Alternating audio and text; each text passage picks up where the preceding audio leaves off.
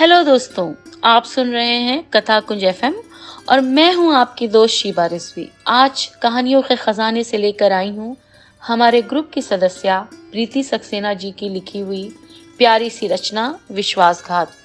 आइए कहानी शुरू करते हैं। मैं माया, छोटे से शहर की साधारण शक्ल सूरत की बीए पास लड़की, दुबली पतली सांवला रंग।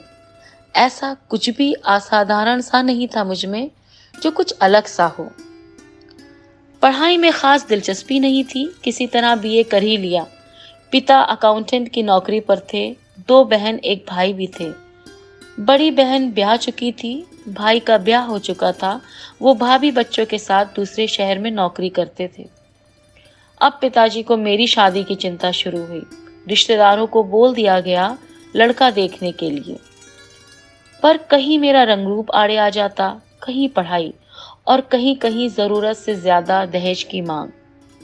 समय बीतने लगा, साथ ही घर वालों की चिंता भी। नजदीक के एक रिश्तेदार ने पास के शहर का एक परिवार सुझाया। लड़का सरकारी नौकरी में था, माँ बेटे ही बस थे परिवार में।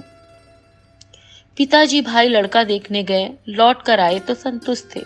बोले सब ठीक है, ज्यादा कुछ मांग नहीं है, छोटा सा परिवार है, बेटी खुश रहेगी।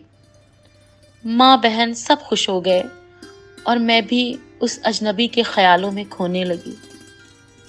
शायद वो कुछ खामोश तबीयत के थे, तभी न कभी फोन किया न ही पत्र लिखा। मेरा मन चाहता था हम एक दूसरे से खूब बातें करें, एक दूसरे को जानें, पर ऐसा कुछ नहीं हुआ। आखिरकार वो पल आ ही गया जिसका मुझे बेकरारी से इंतजार था। बारात आई। मेरे ख्यालों का राजकुमार आया और ले चला अपने साथ अपने घर। घर पर ज्यादा लोग नहीं थे। मुझे देखकर वो सब अपने अपने घर चले गए। रात हुई, पति आए।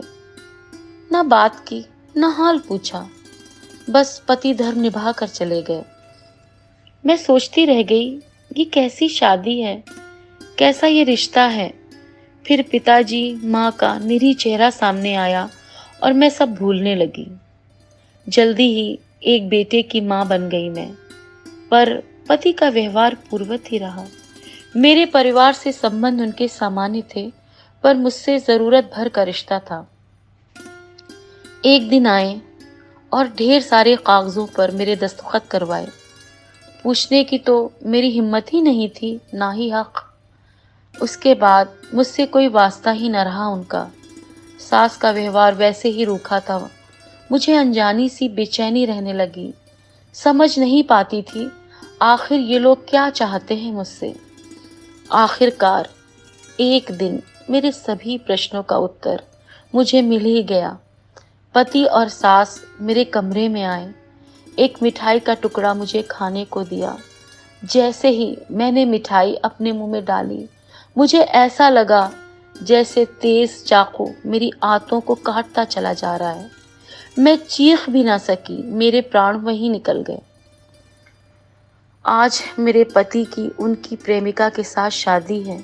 बहुत खुश हैं वो, क्योंकि मेरी मृत्यु के बाद जीवन बीमा निगम से 50 लाख रुपए का इंश्योरेंस क्लेम जो मिला है उन्हें। मेरा नन्हा बेटा किसी निसंतान को गोद दे दिया गया है। पुलिस रिकॉर्ड में मेरी आत्महत्या दिखाई गई। इस तरह मेरी मौत हो गई। उम्मीद है दोस्तों आपको ये दिल को छू लेने वाली कहानी जरूर पसंद आई होगी। अब अपनी दोस्त को दीजिए इजाजत, फिर मिलती हूँ एक और दिल को छू जाने वाली कहानी के साथ। अगर चैनल पर पहली बार आए हैं, चैनल को सब्सक्राइब कीजिएगा ताकि ऐसी कहानी आपको रोजाना सुनने को मिले।